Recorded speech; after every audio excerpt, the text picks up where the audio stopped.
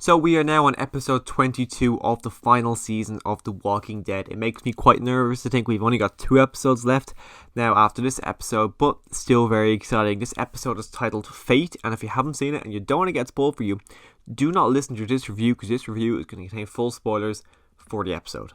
You've been warned.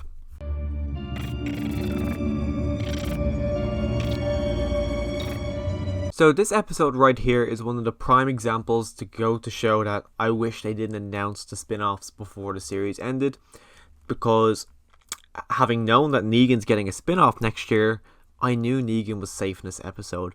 But that scene towards the end of the episode when he's on his knees, he's screaming with blood coming out of his mouth. Like, if you didn't know spin-offs were coming, and if you knew this was the final episodes, I would have thought he was going to be dead there for sure. Just seeing him on his knees, when they said that, put him on his knees, I loved it. I loved hearing that just because it goes back to his introduction. But anyways, this episode has got multiple storylines to it. We've got the Negan and the camp group. We've got Daryl and the others trying to get into the camp. And then we've also got Eugene's court case. We'll talk about Eugene's court case first, just because it's the one with the Daryl and group has the least amount to it, but that at least ties into the Negan group. But Eugene's court case is one that I wasn't expecting to see. I was expecting them to start the court case and then the riots were going to get so big and so massive outside that the court case wouldn't be able to go ahead. So seeing that we actually got the court case was surprising. One of the things that I thought was very odd is that room the only room they have? Because when Pamela Milton gives a speech, she gives it there when there's nothing going on. People are just walking through that set. Is that the only set they have for the Commonwealth? If so, odd. I was like, my mind was just thinking this week, I'm thinking, okay, we're only going to see the court case this week. I had a feeling we were going to be in that room, but I was also thinking, could they have a courthouse? But then I'm thinking, no, they probably don't. We're probably going to get in the same room that we're always in, and it's just a bit irritating.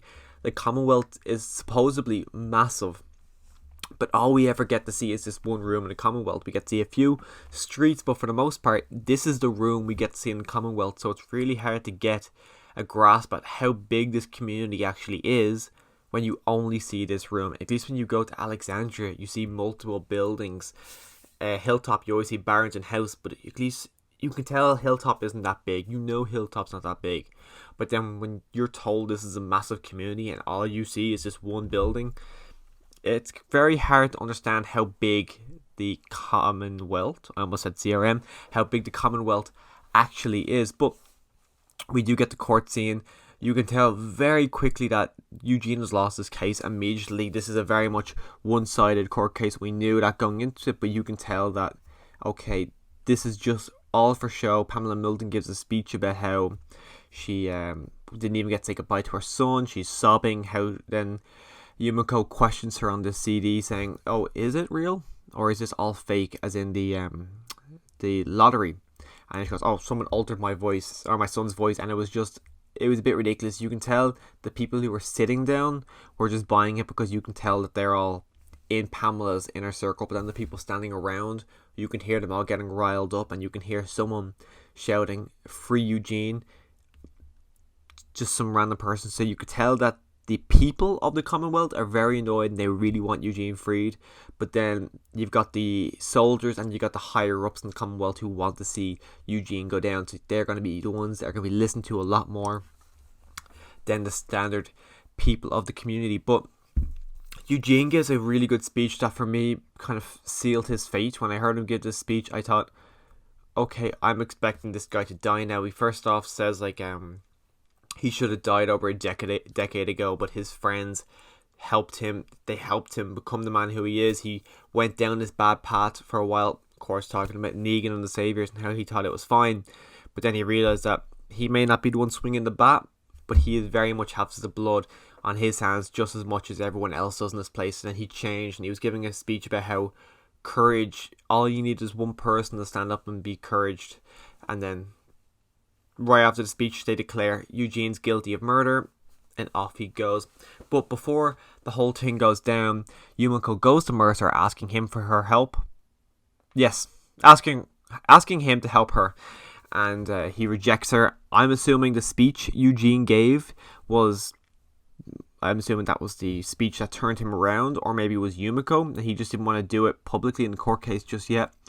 Mercer's a character that I've read the comic books. I knew he was going to be changing, but it just felt very, very much forgotten about. It felt like his turn should have been a couple episodes ago. Maybe whenever Princess gave that speech to him, I thought maybe that's when he should have turned around. But that was 3 episodes ago now, and we didn't get anything with him moving over. So now that he's moved over, he as Eugene's getting ready to be brought to where he's going to be murdered, Mercer comes in and says, let's wreck this place up. So now Mercer's on his side. All the soldiers, for the most part, are probably going to be on Eugene and Mercer's side, but it just felt like Mercer's turn should have been a couple of episodes ago rather than with this episode.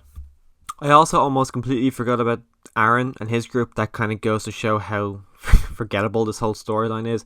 This is another one, just like the Mercer one, that's very stretched out for some reason. It really does not need to be as stretched out as it actually is. They've been traveling to the Oceanside since episode 18, I think, and now we're on 22. This takes way too long for them to get here, and it just feels like they're spinning their wheels rather than actually moving their storyline along. But they're on their way there. They run into Luke, who this is the first time we've seen Luke since season 10 of The Walking Dead, which is insane. So it's probably the first time we've seen Luke since 2019, 2020, of course. Out of universe, we know he was filming the new Fantastic Beasts movie. In universe, he just disappeared. But him and Jules are out kind of running away because we didn't get a full-on answer of what happened with the Oceanside. They just say that Lance's men turned up and then they ran off. But I don't know if that's afterwards, after the coin flip, and then when Pamela sent all the people to take over to make it like a prison camp, or not. I'm assuming it's not. I'm assuming they're talking about the coin flip, because why would they, all those people will then be in the prison as well? We haven't seen anyone from Oceanside there. Now, for all we know, there is people from Oceanside there, because we don't know anyone from the Oceanside, pretty much. We know Rachel, but she's a fairly forgettable character who I actually forgot about until they mentioned her in this episode. So, for all we know, they are in the in Alexandria now, in the work camp, but who actually knows? They could be dead, they could not. We still haven't got a definitive answer on that. We just know that the Commonwealth have taken over there. So then our group are trying to get away from it. They see the soldiers, they start to hide, and then Lydia notices some walkers. They decide to do the guts trick, so then they're going off with the walkers, trying to get away from it, and then you get to see the Commonwealth soldiers. I'm never going to not get these two mixed up. You get the Commonwealth soldiers in their truck, putting lights around these walkers, trying to pinpoint who is like human, who is walker. I don't know why they're doing that. I don't know if that's them just looking to see if they recognize any of the walkers. Weird. The truck was driving in and around the walkers, and the walkers were paying no notice to them. They weren't doing anything with them. They were just kind of letting them go about, which I thought was fairly weird, that there's people literally like 10 foot away from them and they're just doing nothing. They just keep walking straight. Thought that was quite weird. But to talk about our other storyline, we've got Daryl, Daryl, Carol, Maggie, Rosita, Gabriel, and Connie, who are all trying to break into the Alexandria safe zone, trying to get back their people. Rosita and Gabriel are staying outside because they're their best shots. I think it's mad that Gabriel's one of their best shots when he only has one eye, but we have seen him in the past being a pretty good shot. It's just mad. He's got one eye and he's a great shot. Daryl and Connie are going underneath the sewers to try and get inside. Carol and Maggie are going to go through the houses and try and find who they can find. We see that the warden of the prison camp has set up his base inside Rick Grimes' house. I'm pretty sure it's Rick's house. It looks like the house Michonne was living in. So it's mad that he's living in Rick's house, which is quite insane. You see, we actually run into Herschel Jr. He's tied up. It looks like they were questioning him. You hear her screaming. Immediately, Maggie and Carol burst in the room, shoot the guy in the head, killing him. But quite surprised, and he's the only kid there. Even Rosita says, have you seen Coco? Have you seen whoever? All these kids. And he doesn't know where any of the kids are. I was thinking, okay, could they be in a different room? But who the fuck knows where the rest of the kids are? Rosita's like very anxious to find Coco. I'm more wondering where Judith is. Judith's a fairly big character. She's quite an important character. She's one of the only ones who knows about Michonne, where she's off doing. So I'm curious, where is Judith? Where are all these kids? Where have they gone? We do get to reveal that Tyler Davis is actually part of this work camp. I've been theorizing, and pretty much everyone's been theorizing, that the Commonwealth sold him to the CRM for supplies. Pretty much what they done, what the CRM does, where they take people, test on them, similar to what Jade has done with Heat, and what she tried to do with Negan and Gabriel, and then what she ended up doing with Rick Grimes. I thought that's what happened with Tyler Davis. He was in the work camp. I found that to be quite disappointing. It's been a mystery now for, I think we got the reveal that he left. I think it's been a mystery since like March, where he's gone. We're now at the start of, coming into the start of November, and we get to reveal now what happened to him. And I found that to be just quite anticlimactic, that he's actually wasn't given to the CRM. Everyone's been theorizing all the stuff with the CRM, and it doesn't feel like it's out of nowhere theorizing. It feels like very well thought out, fairly understandable thoughts that people are having with the CRM being wrapped up in this. And it was just disappointing to see him not being gone there, that he was just there. And then even having him just there, it done nothing. Well, it could in future episodes, but this episode here, it done nothing to have Tyler Davis there, rather than him being off, being some mystery of where did he go. Having him here really didn't do a lot for the story. And then to get into my favourite part of the episode, the work camp storyline. Going into it, I wasn't really expecting it to be my favourite storyline, especially judging off last week's episode. I was expecting to enjoy Daryl and that group a lot more, but they're very much sidelined in this episode. And honestly, fucking hell, Negan's such a great character, such a fantastic actor as well.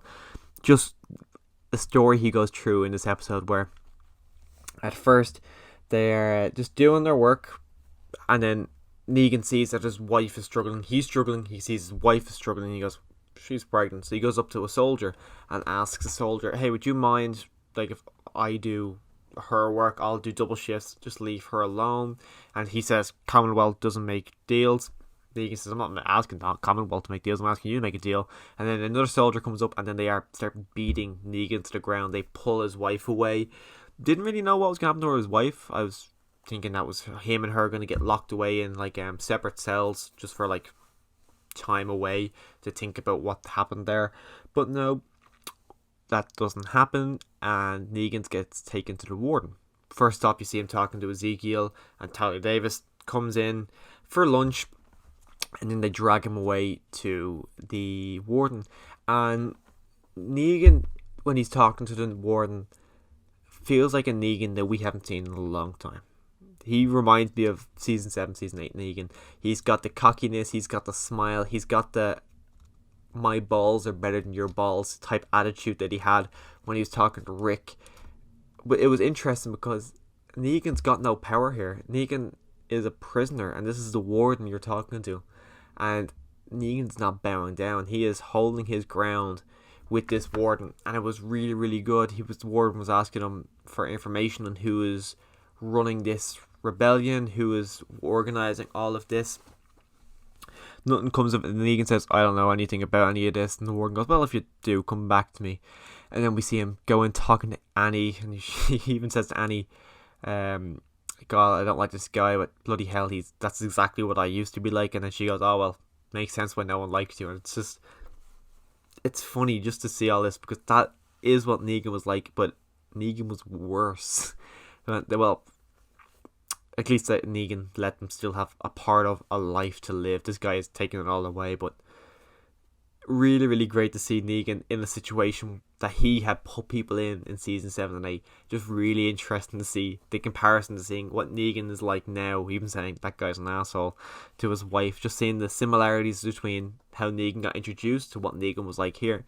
That goes to show that if these spin-offs were not announced, if this was the end of the show, this would have been a fairly good ending to Negan's story if they did end up killing him at the end of this episode. Just from where his character started to now, this would have been a very full circle moment for him, and it would have been a very good ending to have. But we do get to see Alexandria as this kind of prison camp. You see, they are eating where they used to live. The church and the kind of main hall has now been turned into bunk beds and dorms where everyone lives in there, and it's really great. You have Negan and Ezekiel have this great scene, and I said it last week where I thought it was their first scene together, and I still think it is.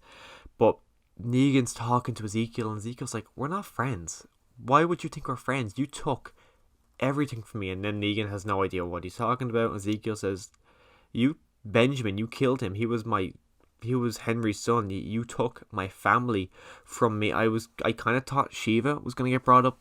Shiva did not get brought up, which was disappointing. I love that tiger. But seeing how much hatred Ezekiel still has for Negan, he cannot stand this man. And it's one of those characters that you always think, okay, Maggie has a fair reason to hate Negan, but you always forget about all these other characters, and Ezekiel's one of those that goes to show, of course he's going to hate him. Of course he hates him. He took one of his children away, and it was great to actually see that scene. And Ezekiel even says to Negan, "You don't deserve to have a brand new life. You don't deserve to be a father." And then Negan's like, "I will be a father, and I'll do everything I can for my kid." And then he goes to the warden. And I was of two minds here. My main thing I was thinking about is Negan going to sell them out so him and Annie can be safe? I thought that's what was going to happen, because he's probably... The mindset I was thinking Negan was in here is, fuck these guys. I'm going to take care of my wife. I'm going to take care of my child. That's all I need to take care of. And that's what I thought Negan was doing.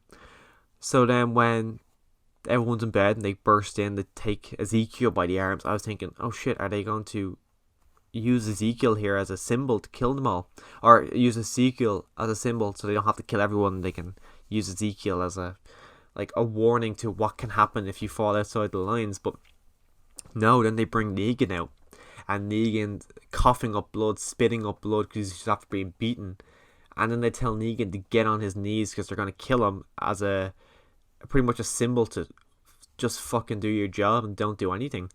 And I was thinking, wow, if these spin-offs, as I said multiple times in this review now, if these spin-offs were not announced, that would have been a fantastic way to end his character. And then he was trying to get people to kind of come out and say, I was part of this. And since no one was coming forward with Negan, they dragged Annie into it. And then Negan screaming, that was not our deal, that was not our deal. Negan's getting pissed off, screaming, just take me. Talking to the soldier saying, you've got a family, just take me. And then Ezekiel steps in, and then a bunch of people step in. They start forming a wall around them. Ezekiel has a great line, something like, this world is broken, that doesn't mean we have to be. And that's the line that turns all these soldiers on, and they agree to then, okay, we're not going to kill these guys. One of the soldiers ends up killing another one of the Commonwealth soldiers, and then a bit of panic starts to rise. Kelly gets grabbed by the warden, has a gun up to her head, starts backing up. Daryl comes out, stabs in the back. Connie immediately grabs Kelly. Everyone's safe, everyone's happy. And then Negan starts to beat on this warden, getting ready to kill him. Rosita comes up, says, do not kill this man, I want to know him. I want to know where my kid is. She then holds him down, starts screaming, where's my daughter, where's my daughter? He's not listening. The walker that the other soldier had, or the soldier that the other soldier had shot and killed, reanimates as a walker, and then she holds the walker's face right in his face, screaming, tell me where my kid is. He says, you're going to lose everything.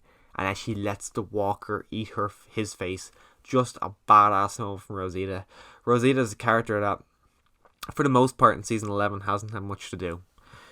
For the most part in season 10, she didn't have a lot to do either. At the start of season 10, she was very much a prominent character. Then she was very much sidelined in part B, and then for the bonus episodes, she doesn't even appear. But then in part C of season 11, she's been very, very prominent. She's had some great moments. She's had that great moment with Eugene a couple episodes back where I'm still adamant that was their final scene. But then she lets this walker eat the warden's face. She has no idea where her kid is. Everyone doesn't know where their kids are except for Maggie, who has found Herschel Jr. And it's a great way to end the episode. You can tell that all these people are free now. I'm assuming these soldiers are now on our side. We've also got Mercer and his soldiers who I assume are on our side. In the trailer for episode 23, Negan says, "We cannot live with this woman still breathing." So now I'm imagining everyone's going to be going after Pamela Milton. And it's very exciting to see how it all goes down, because last week's episode I thought was good, wasn't great. This week it's very much, it is what it is. It's a setup episode, but it's a fantastic setup episode where it has me really excited to see how all this is going to go down, who's going to fall. I'm expecting, I think I was going towards Rosita dying in the season, but now after this episode I'm thinking Eugene's going to be the one to die. I think one of them has to die, just because I'm very adamant that they did have their final scene a couple episodes back, and with Eugene giving that speech about courage, very much, it's not a Rick Grimes speech, but it feels like it's the Rick Grimes speech that happens at the end of the comic books, where Rick gives a big massive speech. I feel like that's that speech that I and most people was expecting it to go to Ezekiel.